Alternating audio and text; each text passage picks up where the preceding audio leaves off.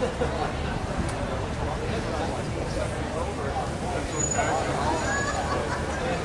get it done.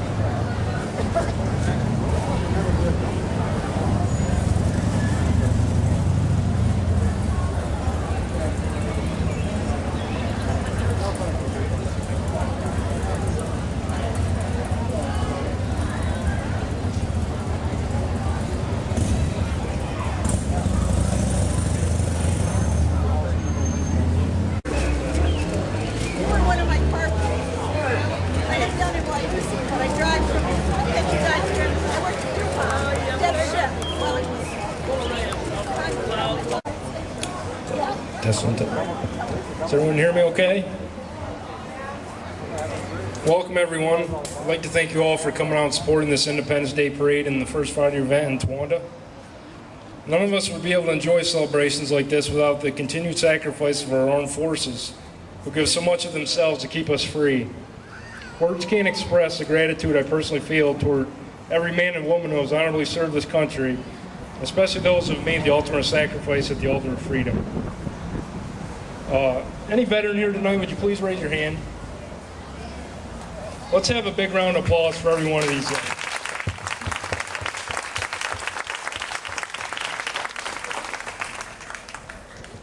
Thank you. We're going to do things a little bit out of order here, so please bear with me. At this time, it's my honor and privilege to introduce our Grand Marshal for the parade this evening, World War II veteran Grace Bell.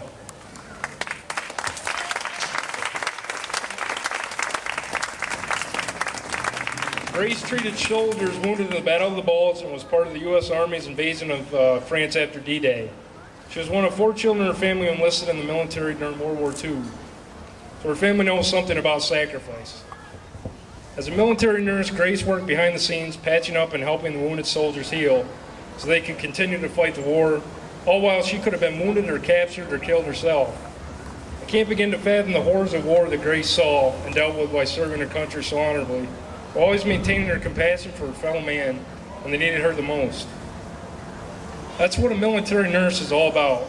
That's why I'm so honored to present this key to the city, to Towanda, as a small token of appreciation to Grace for a grateful community and a grateful nation.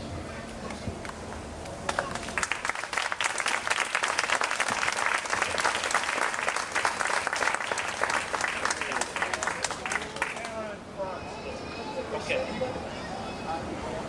At this time, Grace is going to read a poem of hers, recite a poem.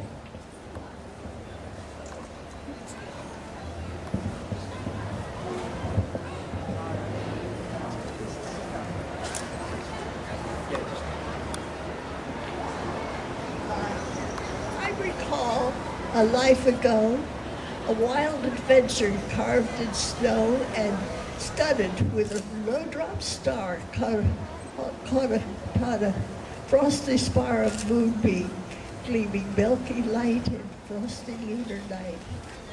There was a tower, I remember, that spiraled towards the frosty ember of that fragmented planets and all above the globe. And it was still till bombing thunder woke the snowbirds from his slumber, and he chittered in his sleep down below. Reeling from the tower's embrace, we plummeted in maddening chase up and down the sleeping valley till it woke and joined the race. Provoked the sedentary rabbit from his early sleeping habit till he roused himself to find another place.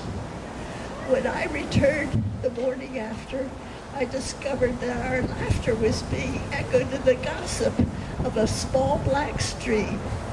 And the wonder of the night, all that frozen with delight, crystalline delight, was frozen in the cobweb of a dream. Thank you so much, Grace. God bless you.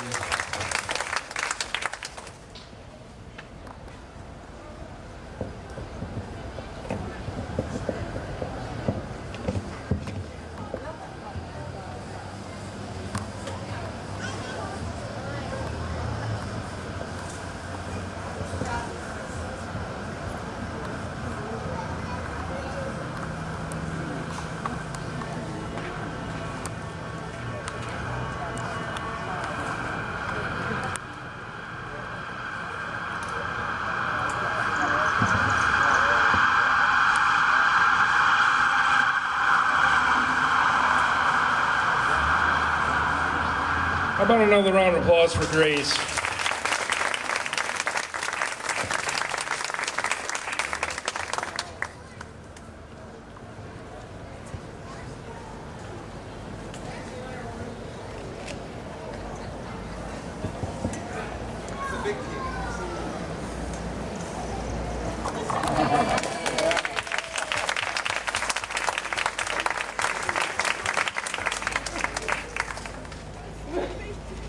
You absolutely earned that, Grace.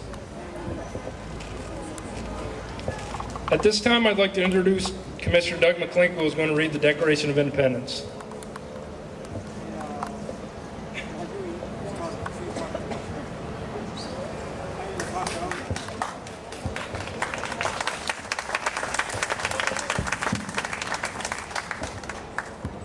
Congratulations, Grace, well deserved. I'm sure I'm going to get tongue-tied reading this, but you know, there's gotta wonder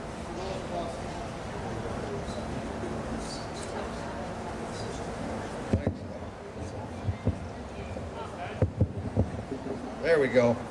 But for those of us who read the Declaration, it's on the wall here in the courthouse. It was in my office. We put it in our meeting room. You know, you have to look back and really think about how brave these men were that signed it. And where are those leaders today?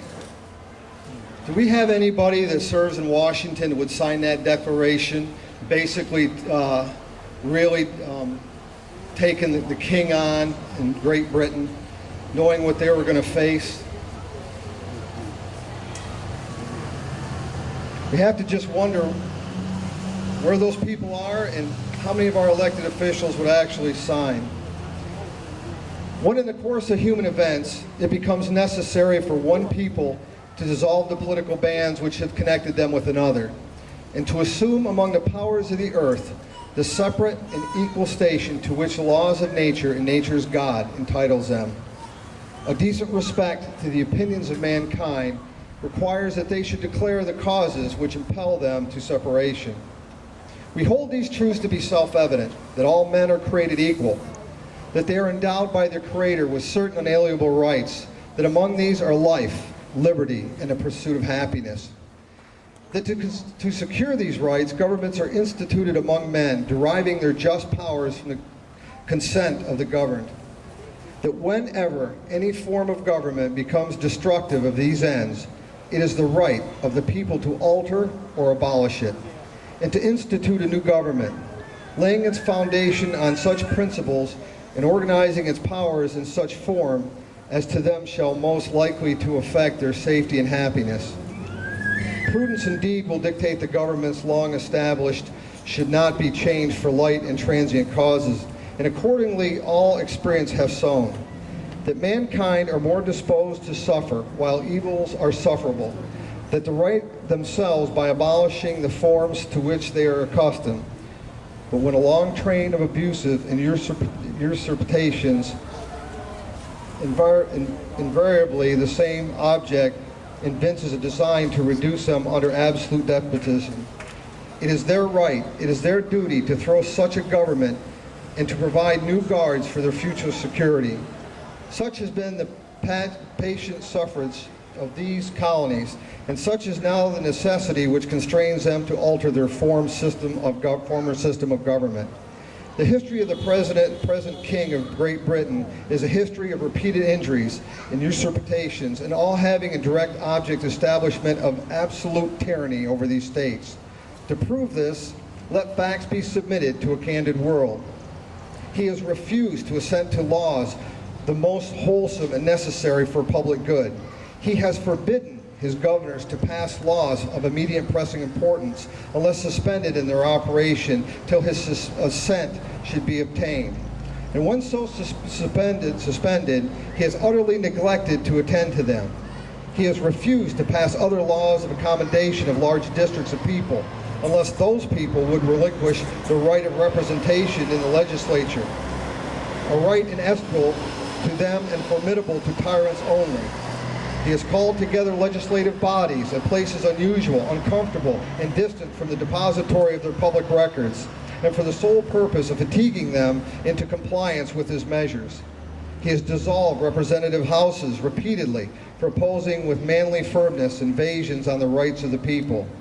He has refused for a long time after such dissolutions to cause others to be elected, whereby the legislative powers, incapable of annihilation, have returned to the people at large for their exercise, the state remaining in the meantime exposed to all dangers of invasion from without and convulsions within.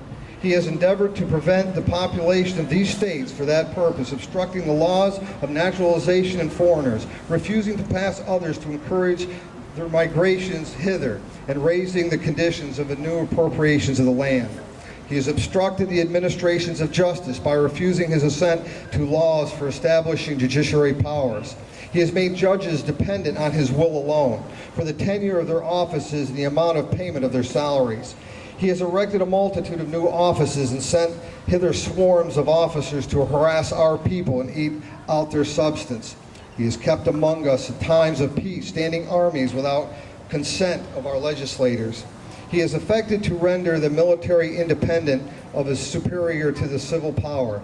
He has combined with others to subject us to jurisdiction foreign to our Constitution and unacknowledged by our laws, giving his assent to their acts of pretended legislation, for quartering large bodies of armed troops among us, for protecting them by mock trial from punishment for any murders which they should commit on the inhabitants of these states, for cutting off our trade with all parts of the world, for imposing taxes on us without our consent, for depriving us in many cases of the benefits of trial by jury, for transporting us beyond seas to be tried for pretended offenses, for abolishing the free system of English laws in a neighboring province, establishing therein arbitrary government and enlarging its boundaries so as to render it at once an example and fit instrument for introducing the same absolute rule into these colonies, for taking away our charters, abolishing our most valuable laws, and altering fundamentally the forms of our government, for suspending our own legislature, declaring themselves invested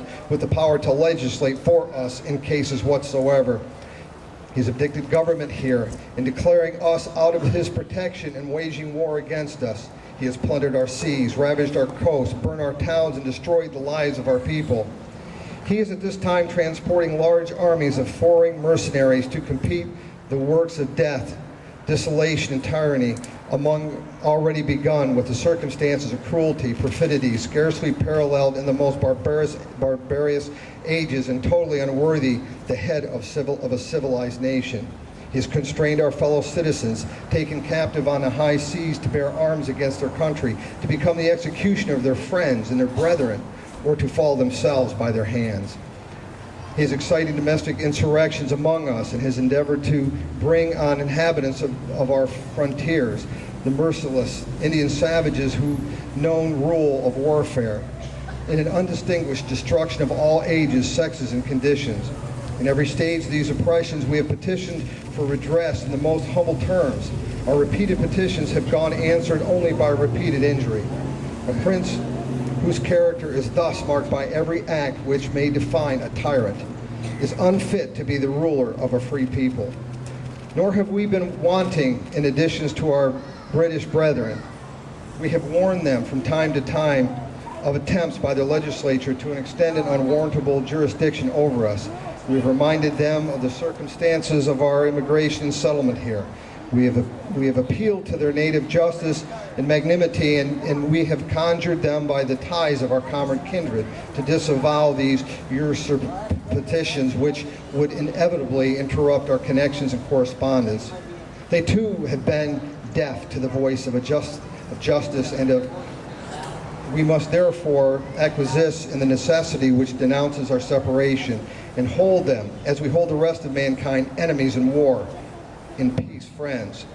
We therefore, the representatives of the United States of America and General Congress assembled, appealing to the Supreme Judge of the world for the rectitude of our intentions, do, in the name and by the authority of the good people of these colonies, solemnly publish and declare that these united colonies and of right ought to be free and independent states, that they are absolved from allegiance to the British Crown, and that all political connections between them and the state of Great Britain is and ought to be totally dissolved, and that of free independent states they have full power to levy war, conclude peace, contract alliances, establish Congress, and do all other acts and things which independent states may of right do. And for the support of this declaration, with firm reliance on the protection of divine providence, we mutually pledge to each other our lives, our fortunes, and our sacred honor. God bless America.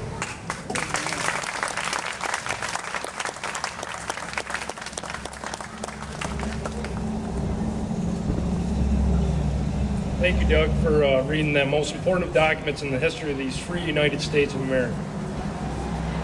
This time I'd like to have Benjamin Franklin's speech from the Constitutional Convention read by none other than Ben Franklin himself, a.k.a. J. Corbett.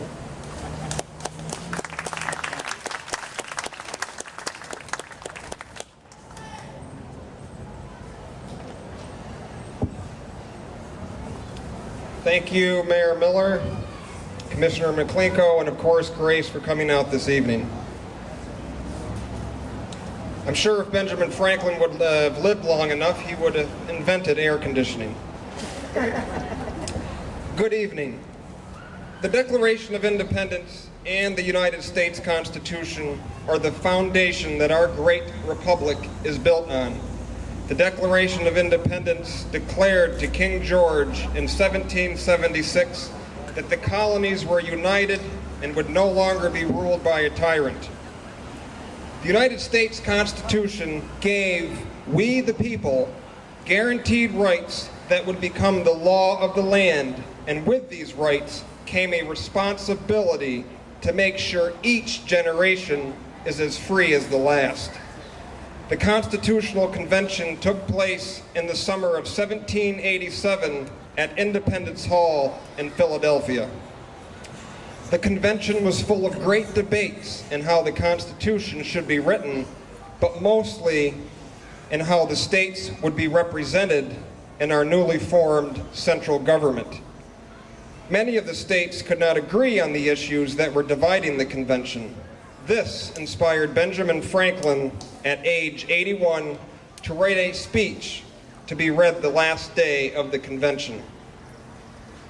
On Monday, September 17th, 1787, James Wilson read Franklin's speech, for Franklin was too weak to deliver it himself.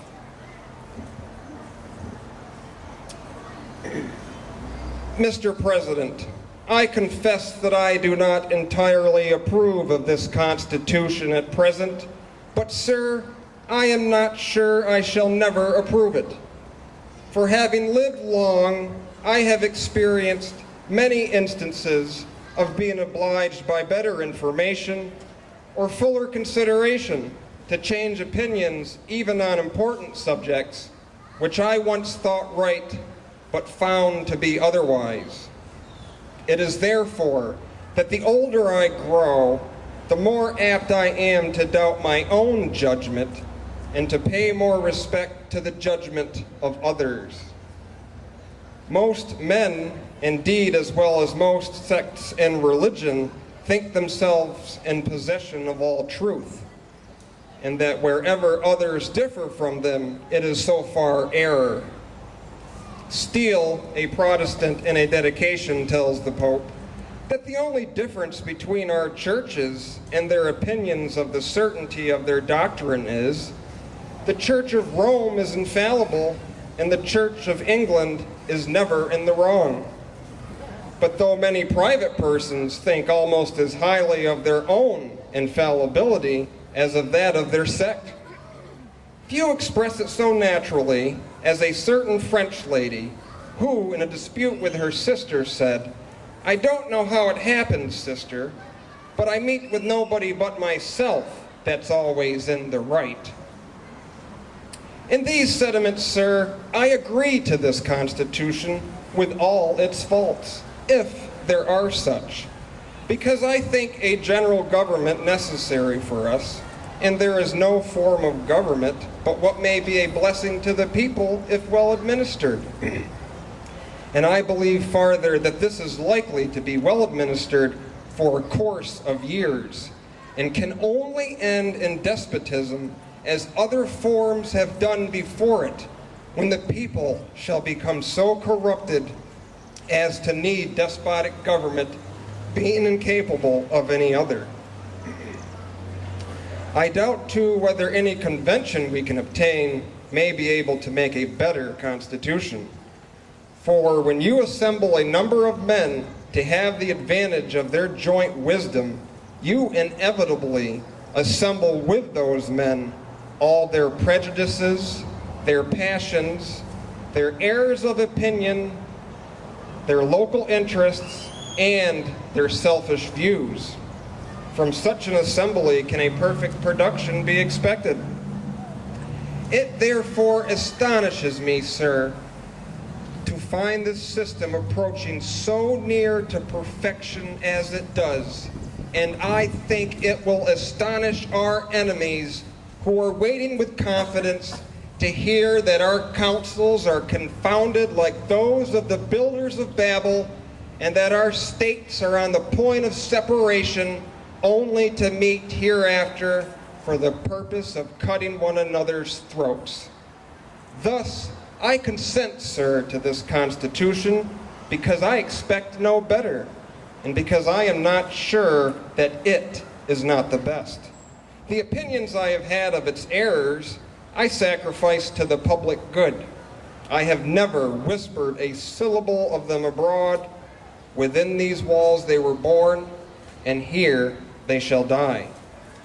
If every one of us, in returning to our constituents, were to report the objections he has to it and endeavor to gain partisans in support of them, we might prevent it generally being received, and thereby lose all the salutary effects and great advantages resulting naturally in our favor among foreign nations, as well as among ourselves from our real or apparent unanimity.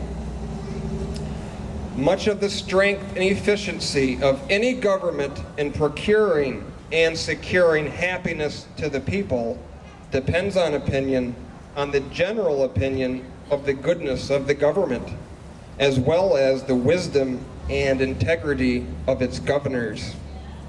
I hope, therefore, that for our own sakes as a part of the people, and for the sake of posterity, we shall act heartedly and unanimously in recommending this Constitution wherever our influence may extend, and turn our future thoughts and endeavors to the means of having it well administered.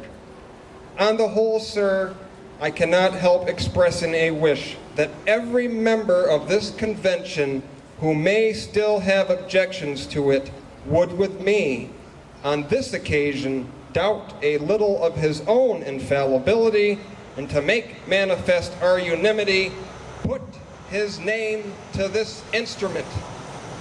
Legend has it, as Franklin was leaving the Constitutional Convention, he was approached by a citizen of Philadelphia, and she asked him, "Sir, what have you given us?" And Franklin replied, "Ma'am, a republic, if you can keep it."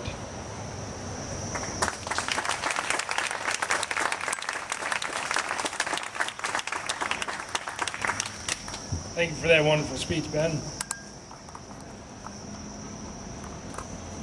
Please join me in this time to give a warm welcome to Pat Zeidner from Towanda, Ohio.